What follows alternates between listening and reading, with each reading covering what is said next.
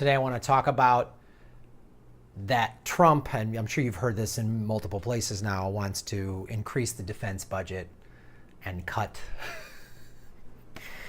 funding for other programs. I'm referencing a specific article in USA Today, February 28th, saying Trump seeks defense bump, cuts elsewhere. It was written by Donovan Slack. I'll put the link in the show notes, but I'm sure this has been talked about for the last 4 days now. And going into the specifics, of course, Trump is talking about it's going to make America safe. He wants to reduce the amount of money America gives in aid. He wants to keep our money home, and we need to be safer. So what this article talks about, and what this whole increasing the defense budget, the explanation behind this is several reasons. First of all, as I've talked about, Putin needs an arms race. That helps his bottom line. He needs oil and he needs an arms race. So getting into an arms race with Trump is exactly what Putin needs. Also, this is the military-industrial complex saying, hey man, we need to keep going. Despite the fact that America's defense budget is like $600 billion. And it's bigger than like the next top 10 countries combined.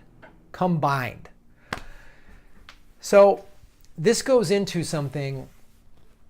I've started to read Chris Hedges' Death of the Liberal Class, a book that some friends of mine have recommended, even some of you have recommended on other videos where I've talked about Chris Hedges. And what he goes into in that book, and this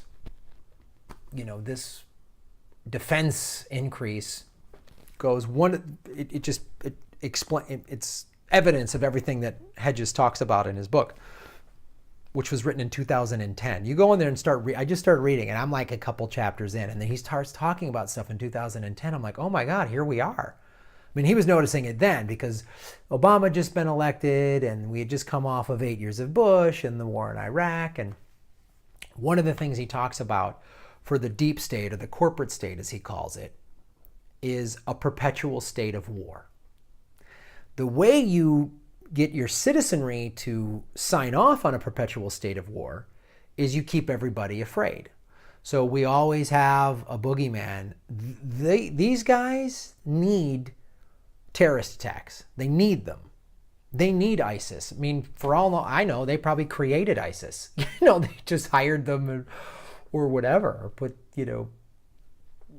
special op guys to go over there and do it. I mean, because the military-industrial complex, giant corporations, their purpose is not the greater good.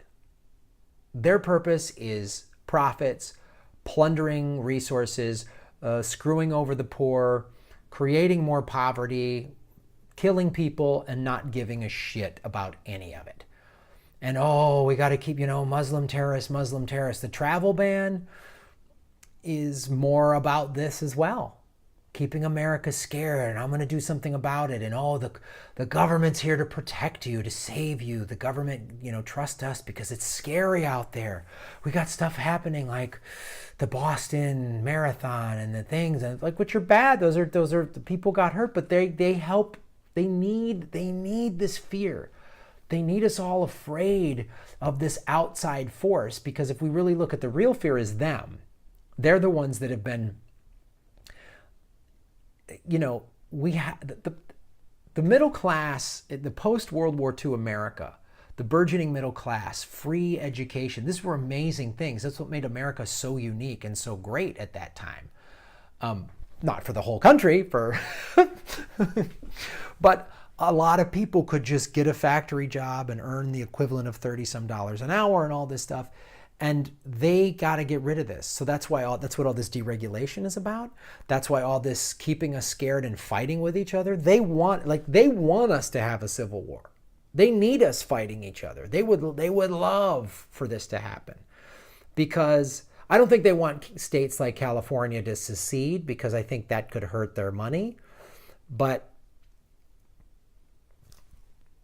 we don't think of how much money was spent in the war in Iraq and Afghanistan. It's in the trillions with the T.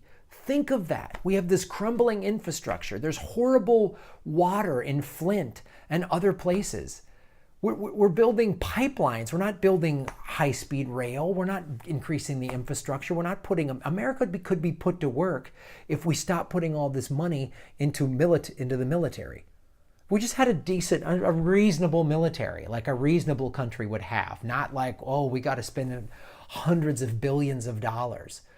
You know, we could spend like the 100-some million of Russia or something. Like we could cut this in half. And what if we cut it in half? And then people are like, oh, and you cut the military and military loses jobs. Yeah, what if we then reemploy them building up an infrastructure? What if we did that? What if Trump or whomever was in charge went, how about high-speed rail from coast to coast? How about fixing everything, clean water? How about inner city schools? All the public schools are great. They're all going to get new equipment, new facilities. How about we pay teachers a real salary? How about if we did all that? Nope. We need to keep you scared that whatever. And if you look throughout history, there's always a boogeyman. We always got to have a boogeyman. Before the Muslims, we had the Soviets, the communists are coming, right? We had that for a couple of decades. Then we had World War II. Then we had, it's like the Huns and everybody. There's always like a boogeyman that we need to spend all this money to keep America safe. And they watch the news. The corporate media is about keeping you scared. And then most recently, Trump gave this, speech, and the corporate media was like, boy, he's actually trying to sound presidential. Like, that's it? He gives one speech where he doesn't sound like a complete coked up jackass, and now he's not bad. Like, and we're all just supposed to buy this? Like, maybe he had a presidential pivot, they called it. Presidential pivot. And then he wants to increase defense spending. Every single American could be working and have a good job and good schools. Every single American. It's the richest country in the history of the world. And we're spending it all on bullshit pipelines and the military. Pay attention, you guys. Don't resist it any way you can. Small ways, big ways, any way that you can. And run for office if you need to. As we talked about, vote out the progressive or the old line Democrats. Get rid of them. Get in some real progressives in there. Thanks for watching, you guys.